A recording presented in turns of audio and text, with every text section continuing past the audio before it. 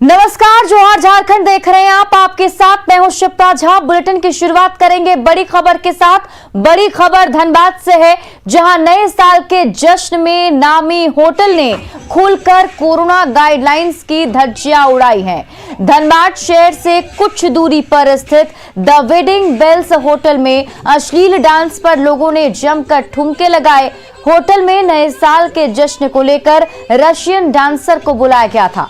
Hotel में Russian dancer के ठुमकों पर लोग झूमते नजर आए। लोग शराब के साथ अश्लील डांस का मजा ले रहे थे। लोगों ने जिला प्रशासन की तरफ से लागू धारा 144 की जमकर धज्जियां उड़ाई। अश्लील डांस का वीडियो सोशल मीडिया पर वायरल हो रहा है।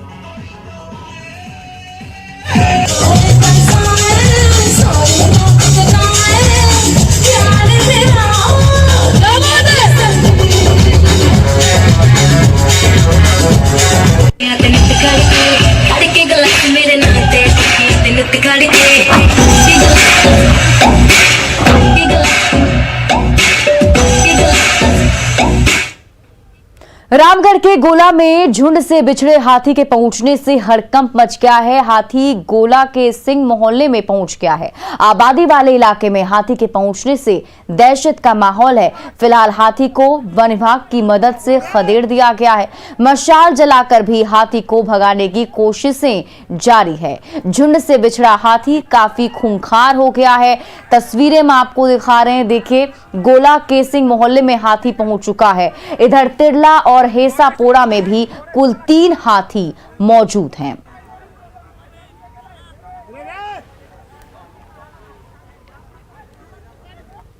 झुंड से बिछड़े हाथी ने रामगढ़ के गोला में जमकर तांडव मचाया। गोला के धमना टांड में हाथी ने कई दुकानों में तोड़फोड़ की। इसी तरह डीवीसी चौक पर भी हाथी दुकानों में घुस गया। गोला कस्बाई चट्टी बाजार में काफी दिनों बाद आबादी के बीच हाथी का तांडव देखने को मिल रहा है। हाथी के NH 23 पर आने के बाद रामगढ़ बोकारो मुख्य मार्ग पर अफरा तफरी का माहौल हो गया। फिलहाल हाथी को तिरला जंगल की ओर वन विभाग ने ग्रामीणों के सहयोग से भगाया है। हाथी को मशाल जलाकर भगाया जा रहा है।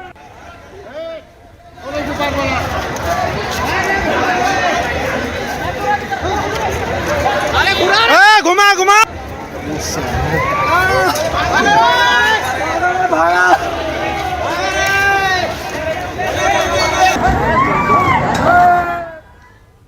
खबर धनबाद से है, जहां बीच सड़क पर 2 बदमाशों की जमकर धुनाई की गई। सदर थाना इलाके के हीरापुर में बीच सड़क पर 2 उपद्रवी युवकों को लोगों ने जमकर पीटा।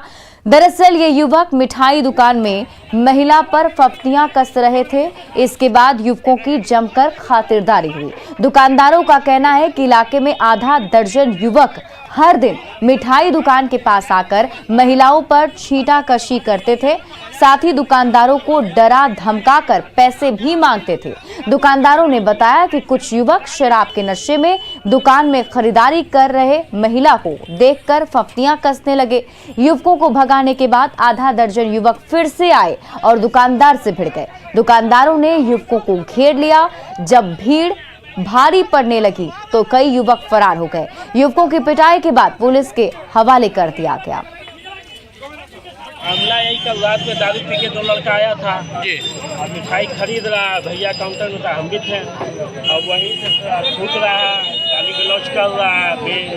ऐसा लेडीज भी खड़ी थी। अभी फिर वही पार्टी लेके आ गया। हम अंदर बैठे हुए थे, आगे गाली गलौज करने लगा। हम निकले, हमको लूट लिया। हमारे भाई हमें सुन फिर दुकानदार लोगों से रंगबाजी करने लगे और दुकानदार लोग को भी जबरदस्ती खींच करके पैसा मांगने का काम कर रहे थे। कुछ दुकानदार का चैन अंगूठी क्या छीन छान लिया, गले से पैसे भी निकाल लिया गया। और ये लोग 7-8 लड़के लोग थे जो कुछ वासेपुर बदमस्तिया को लोग देखने में लग रहा है। इधर बराबर आते हैं और बराबर ये घटना होती रहती है। कोरोना के बढ़ते संक्रमण को देखते हुए सरकार ने विभिन्न विभागों से सुझाव मांगे हैं। सीएमओ ने ट्वीट किया है कि आपकी सरकार आपकी सुरक्षा हेतु सभी पहलुओं पर बारीकी से नजर रख रही है और आपदा प्राधिकार के सोमवार को प्रस्तावित बैठक में सभी पहलुओं को ध्यान में रखकर आप सबके हित में उचित फैसला लेगी। तब तक आप सभी से अनुरोध है कि अफवाह पर ध्यान ना दें, मास्क के बिना घरों से बाहर ना निकलें, घर के बुजुर्गों एवं बच्चों का विशेष ध्यान रखें।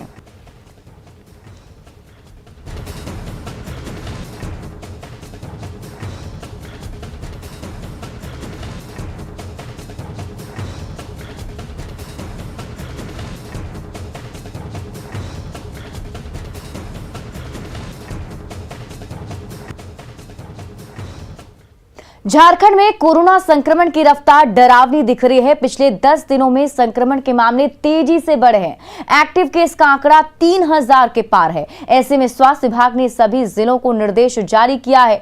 सभी जिलों को कॉन्टैक्ट ट्रेसिंग और वैक्सीनेशन में तेजी लाने का निर्देश जारी किया गया है। स्वास्थ्य विभाग ने कंटेनमेंट जोन और माइक्रो कंटेनमेंट जोन की मॉनिटरिंग के भी निर्देश दिए हैं। स्वास्थ्य विभाग ने जिला और अनुमंडल अस्पताल सीएचसी में अगर मरीज में कोरोना के लक्षण प्रारंभिक तौर पर मिलते हैं तो अनिवार्य रूप से कोरोना जांच के निर्देश दिए गए हैं। सभी स्लम बस्तियों में हफ्ते में 1 दिन कैंप लगाकर टेस्टिंग भी करने को कहा गया है।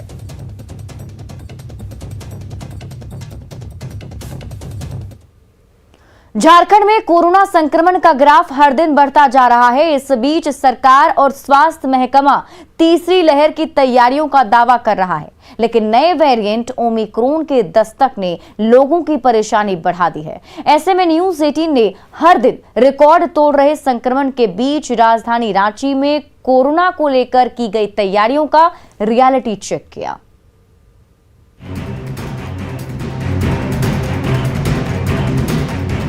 राजधानी रांची समेत राज्य भर में कोरोना संक्रमण की रफ्तार ने दूसरी लहर के खौफ को फिर ताजा कर दिया है।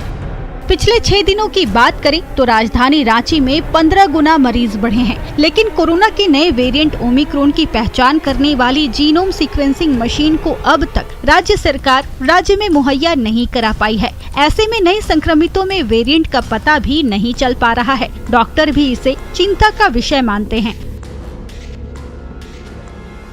थर्ड लहर की पहले तो लगता था कि शायद नहीं आए, लेकिन अब हम पूरी तरह से कह सकते हैं कि थर्ड लहर आ चुकी है। इसकी हम लोग RT-PCR जांच कर रहे हैं।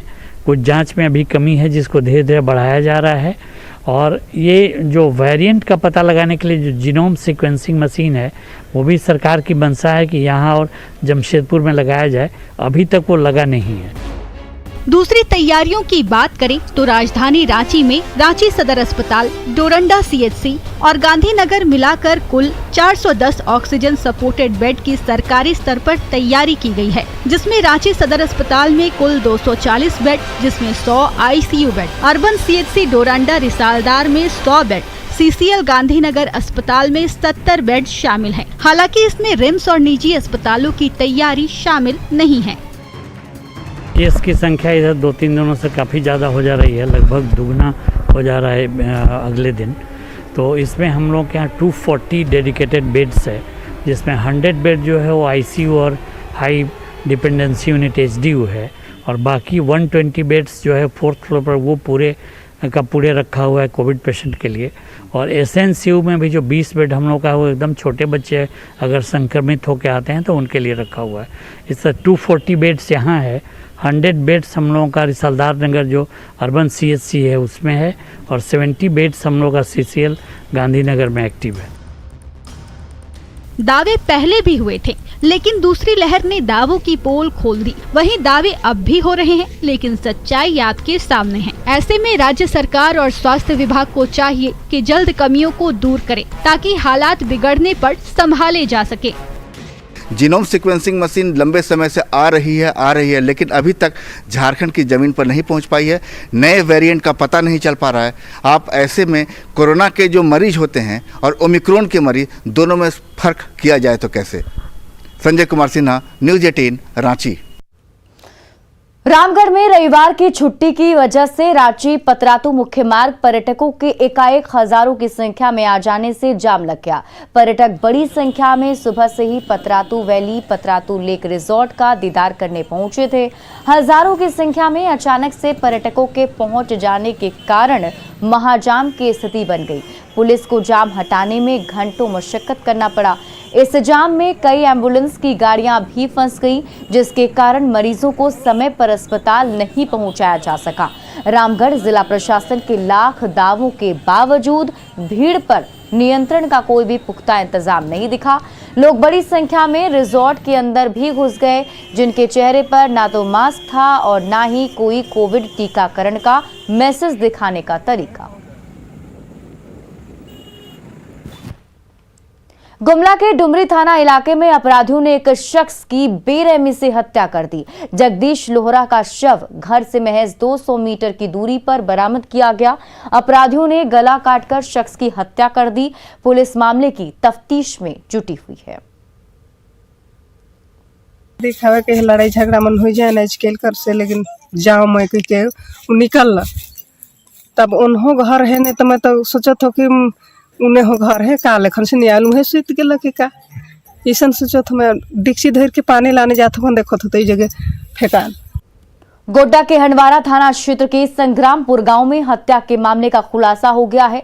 बेटे ने ही जायदाद के बंटवारे को लेकर पिता की हत्या कर दी। जांच के लिए गठित स्पेशल टीम ने पूछताछ के लिए मृतक चुन्नी यादव के बेटे को हिरासत में लिया, तो चुन्नी यादव के बड़े बेटे सुबोध यादव ने अपना जुर्म कबूल कर लिया और बताया कि हत्या के पीछे की वजह जायदाद का बंटवारा है। उसने बताया कि उसके पिता के पास कुल 16 बीघा जमीन था, पर पिता ने उसे सिर्फ 1 ही कट्ठा जमीन दिया है। इसी आक्रोश में उसने पिता को मार दिया। इधर पुलिस ने आरोपी के पास से पुआल काटने वाला औजार और खून से लथपथ सुबोध यादव का कपड़ा बरामद किया है।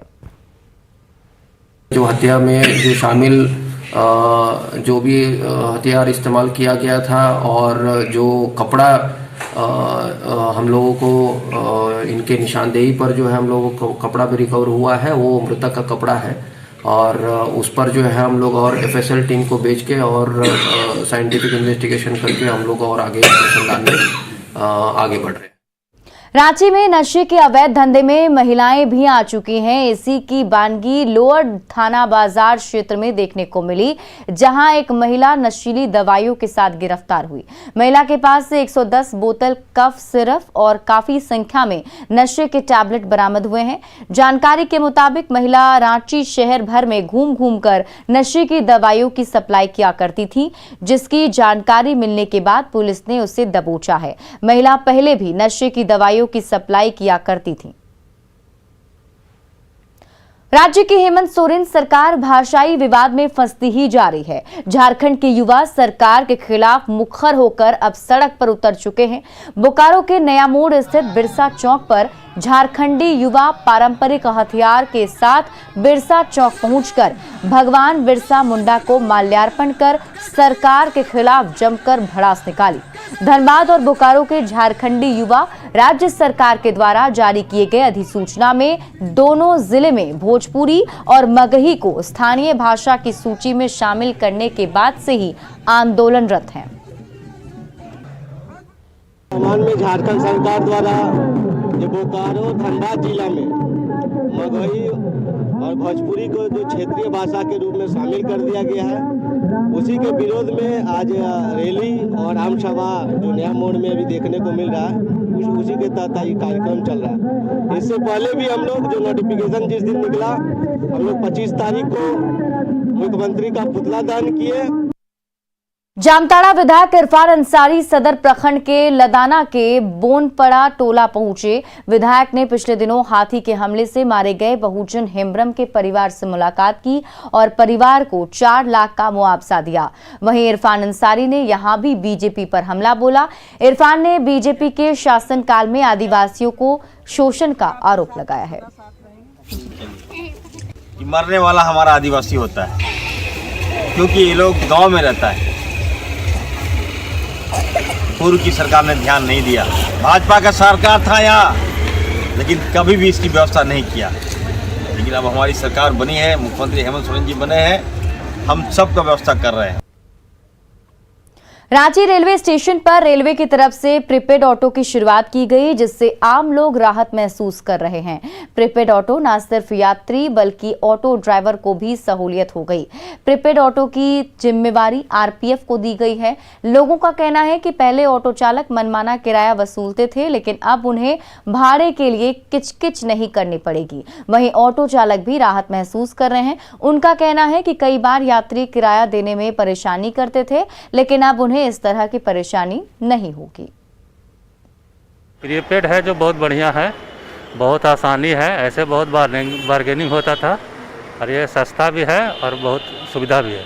आप कहाँ के लिए बुक किए? डोरंडा 56 सेट के लिए। कितना दिए?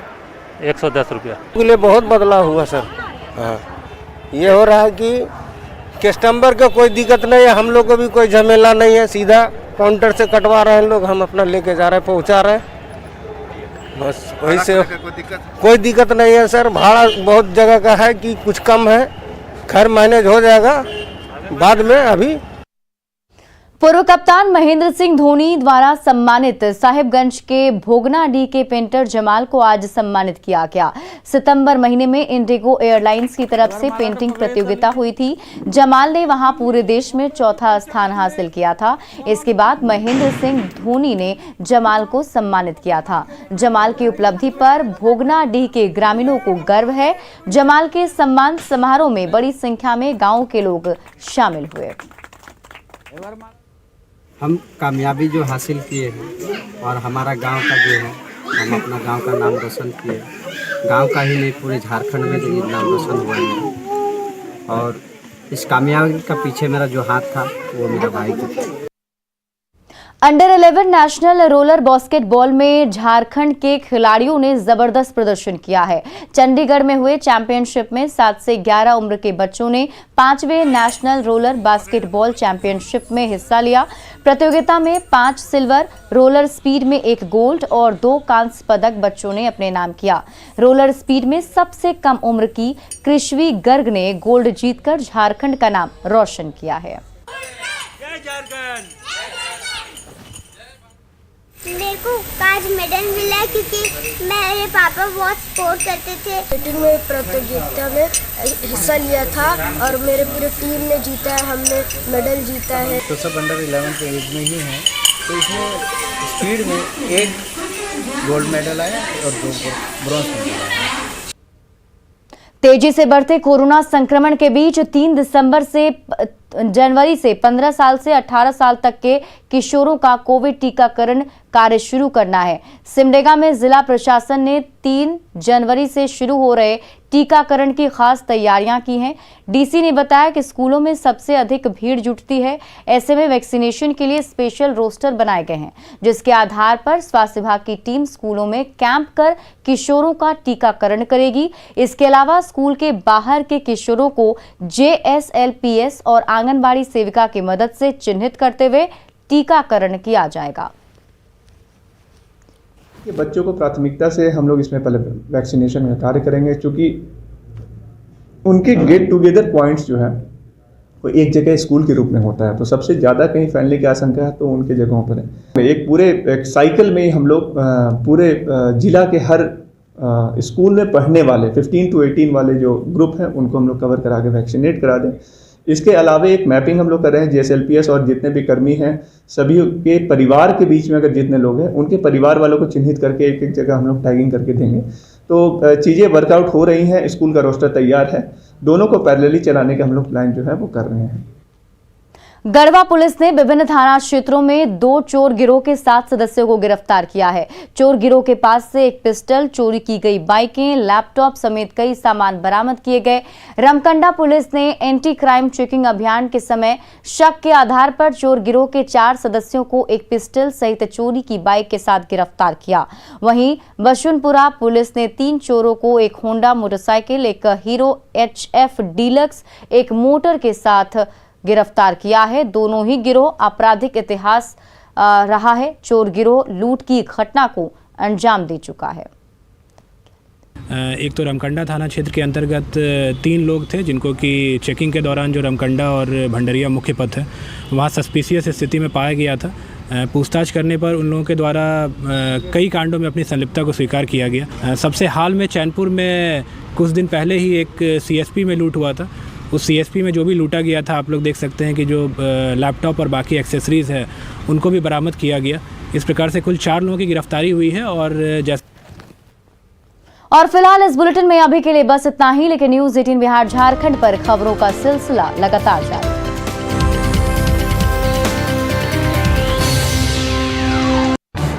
इस न्यूज हेडलाइंस के प्रायोजक पेट सफा